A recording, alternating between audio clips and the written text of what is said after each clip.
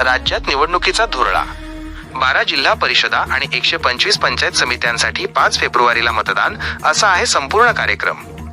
मुंबई राज्यातील प्रलंबित स्थानिक स्वराज्य संस्थांच्या निवडणुकांचे बिगुल अखेर वाजले आहे. राज्य निवडणूक आयोगाने आज पत्रकार परिषद घेऊन 12 जिल्हा परिषदा आणि 125 पंचायत समित्यांच्या सार्वत्रिक निवडणुकांचा अधिकृत कार्यक्रम जाहीर केला आहे.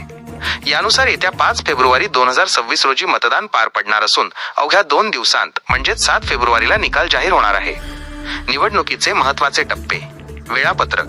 निवडणूक आयोगाने जाहीर केल्यानुसार उमेदवारी अर्ज भरण्यापासून ते निकालापर्यंतचा कार्यक्रम खालीलप्रमाणे आहे. टप्पा. तारीख. निवडणूक अधिसूचना प्रसिद्धी 16 जानेवारी 2026. उमेदवारी अर्ज भरण्याची मुदत जानेवारी 16 ते 21 जानेवारी 2026. उमेदवारी अर्जांची छाननी 22 जानेवारी 2026. अर्ज मागे घेण्याची अंतिम मुदत जानेवारी 27 दुपारी 3 वाजेपर्यंत. चिन्ह वाटप आणि अंतिम उमेदवारी यादी जानेवारी 27 दुपारी पहाटेचे 3:30 नंतर. मतदान वोटिंग 5 फेब्रुवारी 2026 सकाळी 7:30 ते पहाटेचे 5:30. मतमोजणी आणि निकाल रिझल्ट 7 फेब्रुवारी 2026 सकाळी 10 वाजल्यापासून.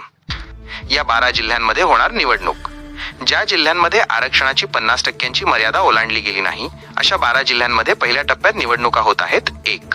पुणे 2. सातारा 3. सांगली 4. सोलापूर 5. कोल्हापूर 6. रायगड 7. रत्नागिरी 8. सिंधुदुर्ग 9. छत्रपती संभाजीनगर 10. परभणी 11.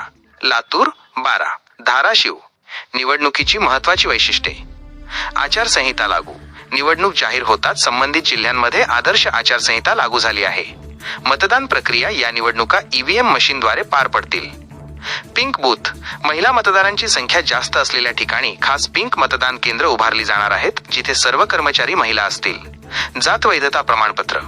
राखीव जागेवरून निवडणूक लढवणाऱ्या उमेदवारांना 6 महिन्यांच्या आत जात वैधता प्रमाणपत्र सादर करणे अनिवार्य आहे.